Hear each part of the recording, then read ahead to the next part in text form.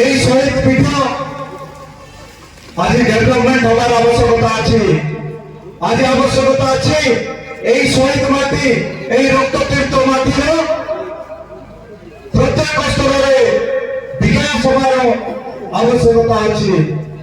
শিক্ষা হোক, স্বাস্থ্য হোক, গমনাগমন হোক, প্রথমে এই অঞ্চলের বিকাশ করা পাই মু অনুরোধ করিবি সমস্ত লোক প্রতিনিধি মন্ত্রী এবং জেলা প্রশাসনকে আমি সমস্তে যদি চেষ্টা করিবা নিশ্চিত ভাবে এই অঞ্চলের বিকাশ হব এবং এই যে টুরি নদী, এই যে মুখসাক্ষী, এই যে শহীদ স্তম্ভ নিশ্চিত ভাবে সারা ভারতবর্ষরে লোক ইয়াকে জানিপারে।